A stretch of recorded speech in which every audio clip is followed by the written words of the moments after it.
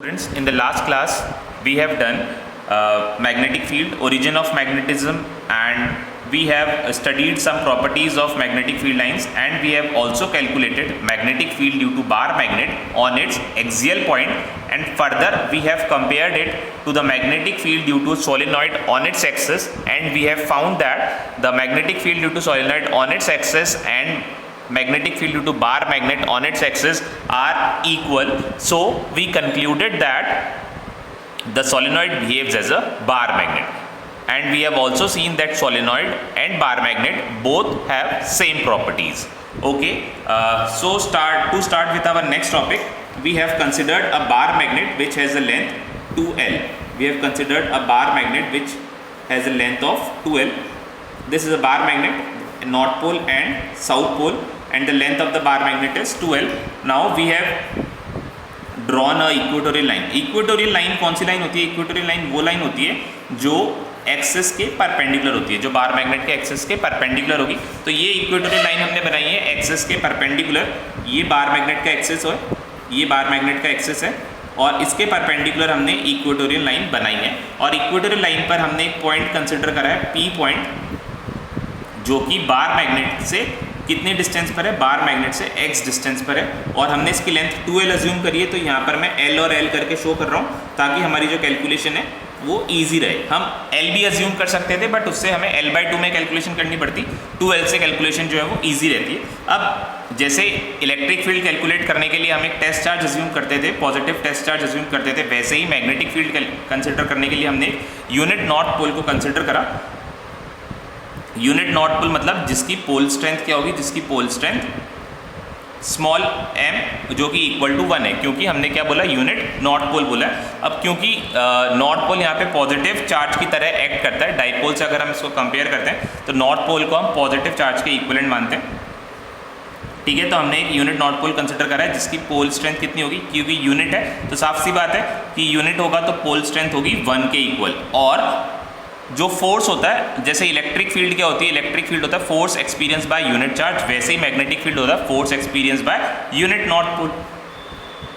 ठीक है, अब यहाँ पर ये जो यूनिट नॉर्थ पोल है, ये नॉर्थ पोल की वजह से एक फोर्स एक्सपीरियंस कर रहा है जो कि कुछ इस डायरेक्शन में होगा. ये इससे रिपेल ही होगा, रिपेल होगा क्योंकि ये भी नॉर्थ पोल है और ये भी यूनिट नॉर्थ पोल है. तो दोनों एक दूसरे, मतलब ये वाला जो नॉर्थ पोल है ये इस यूनिट नॉर्थ पोल को रिपेल करेगा और ये यहाँ से दूर जाएगा. साउथ पोल की वजह से क्या होगा? साउथ पोल की तरफ ये अट्रैक्ट हो जाएगा, और जब ये अट्रैक्ट होगा तो ये साउथ पोल की तरफ आएगा. जब ये साउथ पोल की तरफ आएगा तो ये इस तरह से हमने इसकी डायरेक्शन को बना दिया. इसको हम लिख देते हैं, ये जो है force experience by unit north pole जो है, इसको हम लिख देते हैं BN. Force experience by unit north pole is magnetic field due to north pole, और ये आ गया magnetic field due to south pole. और यहाँ पर हमने क्या करा? यहाँ पर हमने एक हॉरिजॉन्टल लाइन बना दी है. अगर ये एंगल थीटा है तो ये वाला एंगल भी कितना होगा? थीटा, क्योंकि आइसोसेलेस ट्रायंगल यहाँ पर बना है. ये एंगल भी थीटा, ये भी थीटा, और ये ऊपर वाला भी एंगल भी कितना होगा? ये भी थीटा होगा. एक्सटीरियर एंगल प्रॉपर्टी से भी आप देख सकते हैं कि ये भी थीटा होगा. अगर इसके कंपोनेंट्स हम रिजॉल्व करते हैं, BN को कंपोनेंट्स में रिजॉल्व करते हैं, तो this is BN sine theta और BN कॉस थीटा. हॉरिजॉन्टल के डायरेक्शन में हो जाएगा BN cos theta. Similarly BS के लिए this is BS sine theta and this is BS cos theta along the direction of BN cos theta. ये दोनों की डायरेक्शन जो है वो सेम रहेगी, हॉरिजॉन्टल डायरेक्शन है.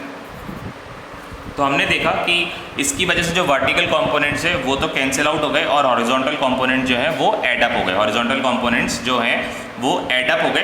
तो नेट मैग्नेटिक फील्ड क्या होगी? B net. Net magnetic field हो जाएगी BN कॉस थीटा और BN cos theta plus BS cos theta.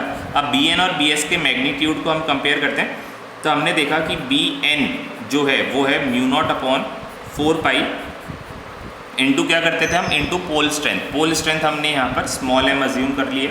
Small m, दोनों की पोल स्ट्रेंथ इक्वल ही रहेगी. Pole strength upon distance. ये डिस्टेंस कितना होगा? अगर ये point P x distance away है एक्सिस से, तो ये जो डिस्टेंस होगी, ये जो हाइपोटेनस होगी, हाइपोटेनस की लेंथ कितनी हो जाएगी, अगर बेस एल है और परपेंडिकुलर एक्स है तो हाइपोटेनस हो जाएगा X square plus L square, x square plus L square, ये हाइपोटेनस की लेंथ हो जाएगी। तो यहाँ पर हम क्या करते हैं, डिस्टेंस का स्क्वायर तो रह जाएगा X square plus L square. Similarly B S भी हमने देखा, जो बी एस है वो भी इसी के इक्वल आया, is equals to B S. तो हमने क्या करा, इन दोनों को b के इक्वल अज्यूम कर लिया, B N is equals to B S is equals to B, और दोनों का मैग्नीट्यूड कितना है, दोनों का मैग्नीट्यूड है mu naught upon 4 pi X square plus L square. अब तो जो नेट मैग्नेटिक फील्ड बनेगी बी नेट जो होगा, बी नेट की वैल्यू कितनी हो जाएगी, हो जाएगी 2b कॉस थीटा, क्योंकि बी एन और बी एस दोनों इक्वल टू बी है, तो b cos theta plus b cos theta कितना हो जाएगा, 2b कॉस थीटा। जब यहाँ पर आप वैल्यूज रखेंगे 2 और b की वैल्यू कितनी हो जाएगी, b की वैल्यू हो जाएगी mu naught upon 4 pi into M upon X square plus L square into cos theta. Cos theta की वैल्यू क्या होगी, देखिए यहाँ पर कॉस थीटा बेस और हाइपोटेनस, तो बेस को हमने क्या है, बेस हमारा जो है वो एल है, और हाइपोटेनस की वैल्यू हो जाएगी under root of X square plus L square. This is 2 mu naught upon 4 pi, 2 mu naught upon 4 pi dot M into L upon, इसको हम क्या कर देते हैं, इसको हम एक्स स्क्वायर और एल स्क्वायर, देखिए यहाँ पर पावर 1 है, यहाँ पर पावर 1/2 है, तो कितनी हो जाएगी, पावर हो जाएगी 3/2, और इसको हम थोड़ा सा मैनिपुलेट और कर देते हैं, ये म्यू नॉट अपॉन 4 पाई है, इस 2 को हम एल के साथ लिख देते हैं, तो m into 2l, m into 2l क्या हो जाता है, m इंटू 2l होता है magnetic dipole moment, m into 2l होता है मैग्नेटिक डाइपोल मोमेंट। तो this is mu naught upon 4 pi, m into 2l को हमने क्या लिखा, magnetic dipole moment capital M, उसको हम कैपिटल M से डिनोट करते हैं। मैग्नेटिक डाइपोल मोमेंट m क्या होता है, m होता है पोल स्ट्रेंथ इंटू 2l, ठीक है। यह मैंने साइड में लिख भी दिया आपके लिए, X square plus L square raise to the power 3/2, और अगर x की वैल्यू l से बहुत बड़ी होती है, x की वैल्यू l से बहुत ज़्यादा बड़ी होती है, तो ये क्या बनेगा, ये बनेगा म्यू नॉट अपॉन 4 पाई m upon x L square, L को हम क्या कर देंगे, एल को हम नेग्लेक्ट कर देंगे, तो एल स्क्वायर 0 हो जाएगा, X square raise to the power 3/2, 2 से 2 कैंसिल हो जाएगा, और यहाँ पर क्या आ जाएगा, ये आ जाएगा एक्स क्यूब। तो this is the magnetic field due to a bar magnet on its equatorial point. और हमने देखा जैसे इलेक्ट्रिक फील्ड इक्वेटोरियल पॉइंट पर एक्सियल पॉइंट के हाफ होती है, मैग्नेटिक फील्ड भी इक्वेटोरियल पॉइंट पर एक्सियल पॉइंट से हाफ है। एक्सियल पॉइंट पर कितनी आई थी, एक्सियल पॉइंट पर आई थी 2 mu naught upon 4 pi into M upon X cube, ठीक है। यहाँ पर आइए mu naught upon 4 pi M into X cube. अच्छा, एक बार डायरेक्शन की बात कर लेते हैं। जैसे इलेक्ट्रिक डाइपोल मोमेंट की डायरेक्शन होती है फ्रॉम नेगेटिव टू पॉजिटिव, वैसे ही मैग्नेटिक डाइपोल मोमेंट की डायरेक्शन क्या होगी, ये होगी साउथ टू नॉर्थ, ये हो जाएगी साउथ टू नॉर्थ। तो अगर हम डायरेक्शन में इसको लिखते हैं, डायरेक्शन में m जो है इसकी डायरेक्शन जो है ये मैग्नेटिक फील्ड के अपोजिट है, तो यहाँ पर हम एक नेगेटिव साइन लगा देते हैं। नेगेटिव साइन क्यों लगा रहे हैं हम यहाँ पे, क्योंकि m की जो डायरेक्शन है, मैग्नेटिक डाइपोल मोमेंट की जो डायरेक्शन है वो मैग्नेटिक फील्ड के, नेट मैग्नेटिक फील्ड के ऑपोजिट है। तो यहाँ पर हमने एक नेगेटिव साइन लगा दिया है, जिससे कि आपको ध्यान रहे कि जो मैग्नेटिक डाइपोल मोमेंट है उसकी डायरेक्शन अपोजिट है नेट मैग्नेटिक फील्ड की, या फिर नेट मैग्नेटिक फील्ड की डायरेक्शन जो है मैग्नेटिक डाइपोल मोमेंट के ऑपोजिट है। अब ये हमारी कैलकुलेशन हो गई मैग्नेटिक फील्ड की एक्सियल और इक्वेटोरियल पॉइंट पर। इसके बाद हम क्या करते हैं, इसके बाद जो हमारा नेक्स्ट टॉपिक होगा वो होगा torque experience by magnetic dipole या torque experience by dipole when it is kept in an external magnetic field. Torque experience by bar magnet in external magnetic field, ठीक है। तो हमने एक यूनिफॉर्म मैग्नेटिक फील्ड हमने कंसीडर करी है यहाँ पे। तो यूनिफॉर्म मैग्नेटिक फील्ड की डायरेक्शन क्या होती है, सॉरी यूनिफॉर्म जो मैग्नेटिक फील्ड होता है उसको हम कैसे रिप्रेजेंट करते हैं, उसको हम पैरेलल लाइन से रिप्रेजेंट करते हैं। तो यहाँ पर मैंने पैरेलल लाइंस बनाई हैं, पैरेलल मैग्नेटिक फील्ड लाइंस क्या रिप्रेजेंट करेंगी, ये यूनिफॉर्म मैग्नेटिक फील्ड को रिप्रेजेंट करेंगी।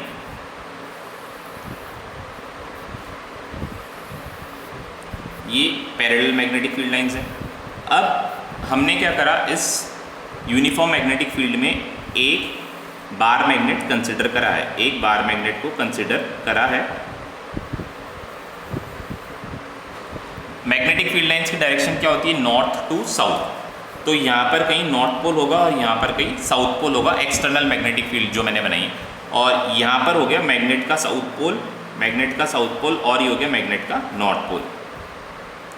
लेट अस अज्यूम दैट ये जो मैग्नेट है ये मैग्नेटिक फील्ड से थीटा एंगल पर इंक्लाइंड है, मैग्नेटिक फील्ड से थीटा एंगल पर इंक्लाइंड है। मतलब इस बार मैग्नेट का जो एक्सिस है और जो मैग्नेटिक फील्ड है दोनों के बीच में कितना एंगल बन रहा है, थीटा एंगल बन रहा है। अब इस पर लगने वाले फोर्सेस की बात करते हैं। जैसे इस पर जो फोर्स लग रहा है, ये जो नॉर्थ पोल है ये साउथ पोल की तरफ अट्रैक्ट होगा, ये जो नॉर्थ पोल है ये साउथ पोल की तरफ अट्रैक्ट होगा। और फोर्स कितना लगेगा, इलेक्ट्रिक फील्ड कितना फोर्स लगाती थी, Q इंटू ई। तो मैग्नेटिक फील्ड जो फोर्स लगाएगी वो लगाएगी pole strength into magnetic field MB। ठीक है, सिमिलरली ये साउथ पोल जो है नॉर्थ पोल की तरफ अट्रैक्ट होगा और फोर्स लगेगा M इंटू बी। आप देख सकते हैं कि जो ये दो हॉरिजॉन्टल फोर्सेस हैं इनका जो मैग्नीट्यूड है वो क्या है, इक्वल है, बट साइन अपोजिट है। तो अगर इक्वल एंड अपोजिट मैग्नीट्यूड है, सॉरी इक्वल मैग्नीट्यूड है और साइन अपोजिट है, तो इसका मतलब क्या है कि इसका मतलब ये है कि नेट फोर्स क्या हो जाएगा, इसका मतलब net force is zero, net force is zero and there is no translatory and there is no translatory motion of magnet। Translatory motion इसका नहीं होगा, सिर्फ ट्रांसलेटरी मोशन इसका नहीं होगा क्योंकि जो नेट फोर्स है वो नेट फोर्स जो है वो ज़ीरो हो गया, क्योंकि हॉरिजॉन्टल डायरेक्शन में दोनों फोर्सेस कैसी हैं, इक्वल है, बट डायरेक्शन अपोजिट है। तो नेट फोर्स क्या हो जाएगा, नेट फोर्स ज़ीरो हो जाएगा, तो मैग्नेट का कोई भी ट्रांसलेटरी मोशन नहीं होगा। अब पर हमने ये देखा कि ये जो फोर्सेस हैं ये इक्वल एंड अपोजिट हैं। अब इक्वल एंड अपोजिट फोर्सेस अगर एंड्स पर लग रही हैं तो ये क्या करती है, ये कपल फोर्स की तरह एक्ट करेंगी, और अगर ये कपल फोर्स की तरह एक्ट करेंगी तो एक टॉर्क प्रोड्यूस करेंगी। और टॉर्क क्या करता है, टॉर्क क्या करता है, इस मैग्नेट को इस मैग्नेटिक फील्ड में रोटेट करा देगा। हमने देखा कि ये जो कपल फोर्सेज हैं ये कपल फोर्सेज इस बार मैग्नेट को उस मैग्नेटिक फील्ड में रोटेट करवा रहे हैं। तो रोटेशन का इफेक्ट आते ही हम फोर्स का नाम क्या रख देते हैं, हम उस फोर्स का नाम टॉर्क रख देते हैं। ऐसा फोर्स जो कि रोटेशन प्रोवाइड कराए, ऐसा फोर्स जो रोटेशन कराए उसको हम क्या बोलते हैं, टॉर्क बोलते हैं।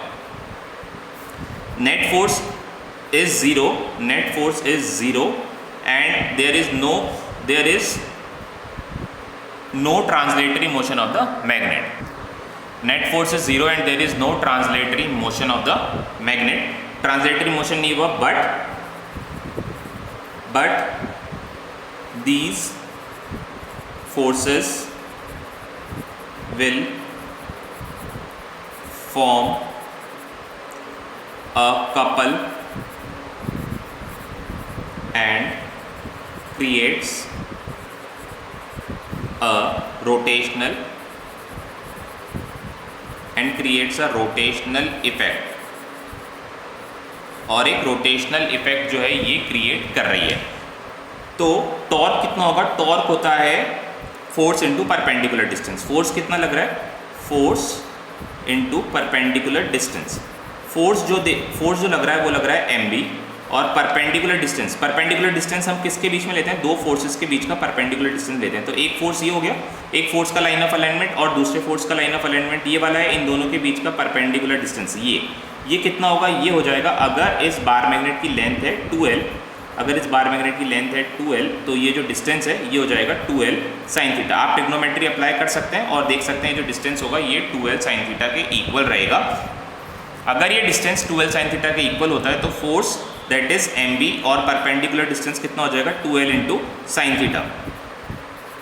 फिर हम यहाँ पर क्या करते हैं, m इंटू 2l को हम बना देते हैं magnetic moment m into b into sine theta, this is torque. ठीक है, साइन थीटा का क्या मतलब होता है, साइन थीटा का मतलब होता है क्रॉस प्रोडक्ट। तो यहाँ पर जो टॉर्क है एक वेक्टर क्वांटिटी है और जो कि इक्वल है क्रॉस प्रोडक्ट के, किसके क्रॉस प्रोडक्ट के, मैग्नेटिक डाइपोल मोमेंट के और मैग्नेटिक फील्ड के क्रॉस प्रोडक्ट के इक्वल है। ठीक है, तो ये हमने टॉर्क कैलकुलेट करा है। अब इस पर थोड़ा सा ध्यान देते हैं। अगर हमने इस मैग्नेट पर एक पाइवट लगा दिया, पाइवट मतलब यहाँ पर एक स्क्रू लगा दिया, स्क्रू इस तरह से लगा दिया कि हमने इसको सेंटर में रख दिया और ये स्क्रू को सेंटर में लगा दिया जिस तरह से ऐसे, और ये ऐसे दोनों तरफ रोटेट कर सकता है, बीच में स्क्रू लगा हुआ है, ठीक है। अब देखिए ये जो फोर्स इस पर लग रहा है, फोर्स क्या कर रहा है, ये इसको ये वाला जो फोर्स है ये अभी क्या कर रहा है, ये इसको क्लॉकवाइज डायरेक्शन में घुमाने की कोशिश कर रहा है। ये देखिए ये जो फोर्स है ये इसको इधर ले जाने की कोशिश कर रहा है और ये इसको इधर, तो ये इसका जो रोटेशन हुआ, नेट रोटेशन इसकी डायरेक्शन हुई क्लॉकवाइज डायरेक्शन। और जब ये 0 डिग्री पर आ जाएगा तो दोनों फोर्सेस का लाइन ऑफ अलाइनमेंट भी इक्वल हो जाएगा। अगर लाइन ऑफ अलाइनमेंट सेम हो जाएगा, अगर लाइन ऑफ अलाइनमेंट सेम हो जाएगा तो साइन थीटा क्या हो जाएगा, साइन थीटा 0 हो जाएगा। और अगर साइन थीटा 0 हो जाएगा, अगर लाइन ऑफ अलाइनमेंट सेम हो जाएगा तो 2l जो 2 है परपेंडिकुलर डिस्टेंस जो है वो 0 हो जाएगी। परपेंडिकुलर डिस्टेंस अगर 0 हो जाएगी तो टॉर्क जो है वो भी 0 हो जाएगा। अगर टॉर्क 0 हो जाता है तो इस पर कोई भी फोर्स नहीं लगना चाहिए और ये यहीं पर आकर रुक जाता है, बट रुकता नहीं है और ये चला जाता है नीचे। नीचे क्यों जाता है, क्योंकि इसके पास एक इनर्शिया है, ये बार मैग्नेट है, इसके पास कुछ मास है और मास की वजह से क्या है, इसके पास इनर्शिया है। तो जिस वेलोसिटी से ये यहाँ पर आता है और 0 टॉर्क को क्रॉस करता हुआ नीचे चला जाता है, कुछ इस तरह से आप इसकी डायरेक्शन देख सकते हैं। इसकी डायरेक्शन जो है कुछ इस तरह से हो जाएगी। ये बार मैग्नेट जो है इसका जो एक्सिस है ये कुछ इस तरह का हो जाएगा, इस तरह का हो जाएगा। जब ये इसका एक्सिस इस तरह का हो जाएगा तो जो फोर्सेस जो हैं वो अपनी फोर्सेस जो है, जो कपल फोर्सेस हैं वो अपनी डायरेक्शन को बदल देंगे। अब इस पर लगेगा एक टॉर्क और उस टॉर्क की डायरेक्शन होगी एंटी क्लॉकवाइज होगी और ये क्या करेगा, ये इसको वापस से सीधा करने की कोशिश करेगा। फिर वापस से ये 0 टॉर्क की जो पोजीशन है उसको क्रॉस करते हुए ऊपर चला जाएगा और ये कंटिन्यूसली ऐसे ऑसिलेट करता रहेगा। अब हम ये चेक करते हैं कि इसका जो ऑसिलेशन है ये सिंपल हार्मोनिक है या नहीं है। तो क्या होता है, ये जो मैग्नेटिक डायपोल है, ये मैग्नेटिक डायपोल जब 0 टॉर्क की पोजीशन को क्रॉस करता है तो इस पर एक काउंटर टॉर्क लगता है। काउंटर टॉर्क क्या करता है, उसको वापस से इक्विलिब्रियम पे लाने की कोशिश करता है, बट फिर भी इक्विलिब्रियम पोजीशन को मिस करते हुए वो ऊपर निकल जाता है। तो जो काउंटर टॉर्क होता है, काउंटर टॉर्क जो होता है वो होता है आई एल्फा। काउंटर टॉर्क जो होगा वो होगा आई एल्फा और इसकी जो डायरेक्शन है वो इस टॉर्क के अपोजिट होगी। तो इक्विलिब्रियम कंडीशन पर क्या हो जाएगी, इन इक्विलिब्रियम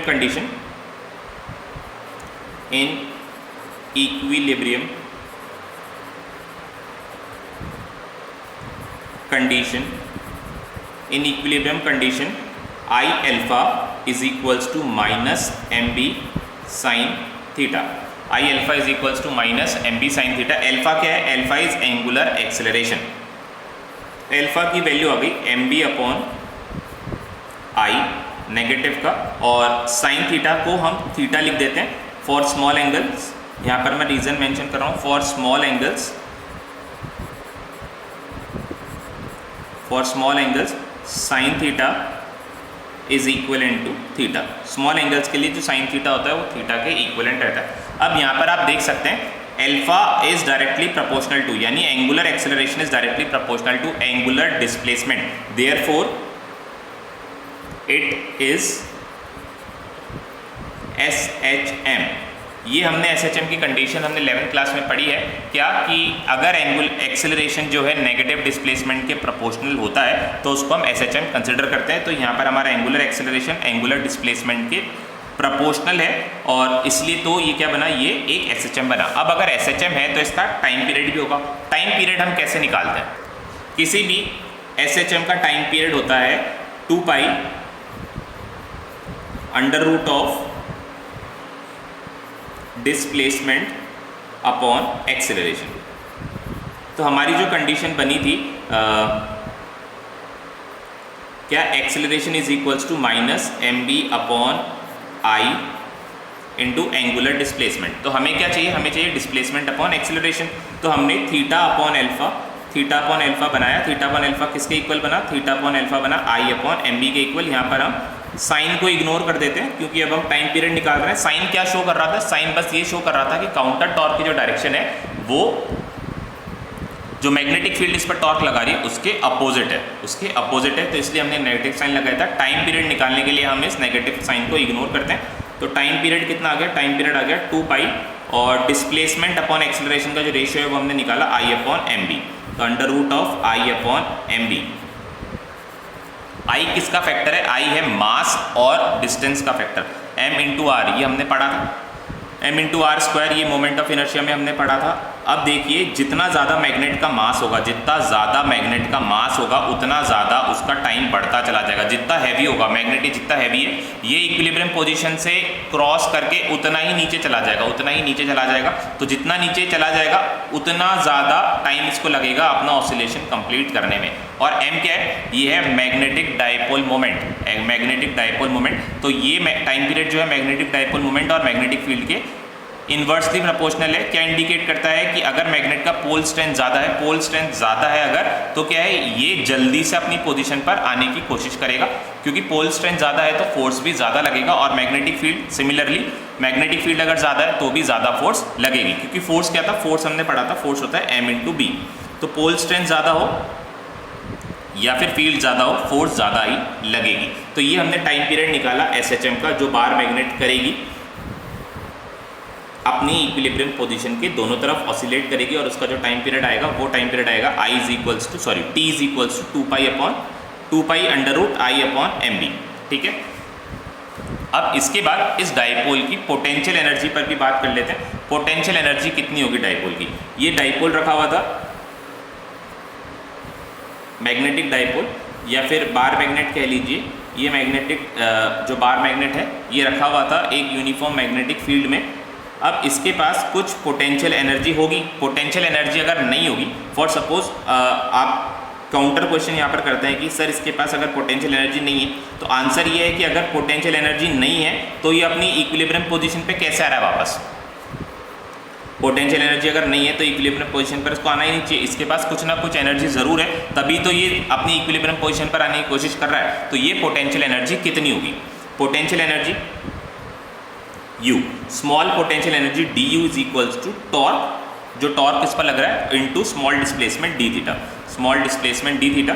तो टॉर्क लगा यहाँ पर, टॉर्क हमने कितना कैलकुलेट किया था, mb साइन थीटा हमने कैलकुलेट किया था, mb साइन थीटा हमने टॉर्क कैलकुलेट किया था into small angle d theta. ये क्या है, ये पोटेंशियल एनर्जी है। तो टोटल पोटेंशियल एनर्जी निकालने के लिए हम क्या कर देते हैं, इसको इंटीग्रेट कर देते हैं, और हमने देखा ये किसके इक्वल आया, ये आया माइनस mb साइन थीटा का इंटीग्रेशन, क्योंकि क्या होता है साइन थीटा का इंटीग्रेशन होता है माइनस कॉस थीटा। तो नेगेटिव साइन मैंने बाहर लिख दिया और इसको लिख दिया मैंने कॉस थीटा। ठीक है, माइनस mb कॉस थीटा। अब इसके स्पेशल केसेस हम देख लेते हैं। ये क्या है, ये पोटेंशियल एनर्जी है डायपोल की। जब वो अपनी इक्विलिब्रियम पोजीशन पर नहीं होगा, जब वो अपनी इक्विलिब्रियम पोजीशन पर नहीं होगा तो उस पर कोई ना कोई, उसके पास कोई ना कोई पोटेंशियल एनर्जी ज़रूर होगी। इसी पोटेंशियल एनर्जी की वजह से वो अपनी इक्विलिब्रियम पोजीशन पर आने की कोशिश करता है। तो इसके स्पेशल केसेस देख लेते हैं। Special cases, theta is equals to 0 degree, theta is equals to 0 degree पर क्या हो रहा है, ये जो पोटेंशियल एनर्जी है u इज इक्वल्स टू हो जाएगा माइनस mb, और टॉर्क कितना हो जाएगा, टॉर्क हो जाएगा, टॉर्क क्या था, mb साइन थीटा था। mb साइन थीटा अगर टॉर्क होता है तो यहाँ तो साइन 0 की वैल्यू क्या होती है 0, तो यहाँ पर क्या रह जाएगा 0, टॉर्क इज 0। अच्छा, यहाँ पर मैं पोटेंशियल एनर्जी को वेक्टर फॉर्म में अगर एक्सप्रेस करते हैं तो इसको m डॉट b लिख देता हूँ, क्योंकि कॉस थीटा है तो इसलिए डॉट प्रोडक्ट होगा। दूसरा स्पेशल केस, जब theta is equals to 90 degree है, theta is equals to 90 degree है, तो पोटेंशियल एनर्जी कितनी हो जाएगी, ये हो जाएगी 0, और टॉर्क कितना हो जाएगा, साइन थीटा 90 डिग्री पर मैक्सिमम होता है तो टॉर्क हो जाएगा m इंटू बी। और 180 डिग्री पर क्या होगा, 180 डिग्री पर पोटेंशियल एनर्जी कितनी हो जाएगी, अगर थीटा को 180 डिग्री हम रखते हैं, थीटा को 180 डिग्री रखते हैं तो cos 180 minus 1 minus minus plus mb upon torque, sorry mb, और टॉर्क की कितनी हो जाएगी वैल्यू, साइन 180 क्या होता है, साइन 180 0 होता है। तो इक्विलिब्रियम पोजीशन कौन सी पोजीशन होती है, इक्विलिब्रियम पोजीशन वो पोजीशन होती है जहाँ पर टॉर्क या फोर्स जो होता है वो क्या होता है 0। तो हमारे पास दो इक्विलिब्रियम पोजीशन है, एक ये वाली और एक ये वाली। दोनों कंडीशन पर जो फोर्स है वो 0 है, तो दोनों कौन सी कंडीशन है, दोनों इक्विलिब्रियम की कंडीशन है। बट होता क्या है, ये वाला जो कंडीशन है जहाँ पर थीटा इक्वल्स टू 0 है, इसको हम बोलते हैं स्टेबल इक्विलिब्रियम, स्टेबल इक्विलिब्रियम।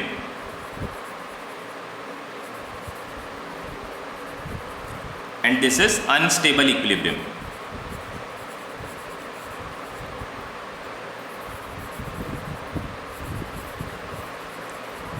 ऐसा क्यों? क्योंकि अगर इसकी डायरेक्शन को आप अपोजिट कर देते हैं तो टॉर्क तो इस पर 0 हो जाएगा, क्योंकि दोनों फोर्सेस एक ही लाइन में अलाइन कर रहे हैं। पर जैसे ही आप इसको थोड़ा सा पिक करते हैं, इसको थोड़ा सा हिलाकर छोड़ देते हैं, तो ये अपनी ओरिजिनल पोजीशन पे वापस नहीं आता है। ये अपनी ओरिजिनल पोजीशन पर वापस नहीं आता है। ये क्या करेगा, ये 0 डिग्री पर अलाइन होने की कोशिश करेगा। तो इसीलिए जो 180 डिग्री कंडीशन है, जैसे मान लीजिए ये भी डाइपोल है और इसको हमने ऐसे करके छोड़ दिया, तो टॉर्क तो इस पर 0 रहेगा क्योंकि दोनों फोर्सेस सेम लाइन पर अलाइंड है। बट जैसे ही हमने इसको थोड़ा सा अपनी जगह से डिस्प्लेस किया, तो ये यहाँ पर वापस नहीं आएगा। डिस्प्लेस करते ही क्या हो जाएगा, इस पर काउंटर टॉर्क लगेगा और ये इसको ऐसे घुमा देगा। तो इसीलिए जो 180 वाली कंडीशन है वो अनस्टेबल इक्विलिब्रियम है और 0 वाली जो कंडीशन है वो स्टेबल इक्विलिब्रियम है। तो स्टेबल इक्विलिब्रियम में यहाँ पर भी आप इसको इस तरह से भी देख सकते हैं कि स्टेबल इक्विलिब्रियम पे क्या है। देखिए स्टेबल इक्विलिब्रियम पर पोटेंशियल एनर्जी, देखिए तीनों केसेस में पोटेंशियल एनर्जी सबसे कम कहाँ पर है, -mv। -mv वाली जो कंडीशन है वहाँ पर पोटेंशियल एनर्जी सबसे कम है। तो हर कोई भी चीज़ यूनिवर्स में हमेशा कम से कम एनर्जी पर रहना पसंद करती है। तो डाइपोल जो है वो कहाँ पर रहना पसंद करेगा, वो इस इक्विलिब्रियम कंडीशन पे रहना पसंद करेगा। और यहाँ पर टॉर्क भी क्या होता है, 0 होता है। बट जैसे आपने इस पर थोड़ा सा फोर्स लगाया, इसको अपनी जगह से डिस्प्लेस कराया, तो ये सिंपल हार्मोनिकली ऑसिलेट करते करते करते थोड़े टाइम बाद रेस्ट पर आ जाएगा, क्योंकि ऑसिलेशन थोड़े टाइम बाद डैम्प हो जाएंगे और 0 टॉर्क की कंडीशन पे ये आके रुक जाएगा। ठीक है। अगर यहाँ पर आपसे पूछा जाए कि इसको 0 से 180 डिग्री पर रोटेट कराने के लिए कितना पोटेंशियल एनर्जी, 0 से पोटेंशियल एनर्जी, 0 से 180 डिग्री तक अगर आपको इसको रोटेट करना है तो कितनी एनर्जी आपको इसको देनी पड़ेगी, तो यहाँ पर आप लिमिट्स लगा सकते हैं। यहाँ पर लिमिट इनिशियल कंडीशन क्या है, 0, तो इस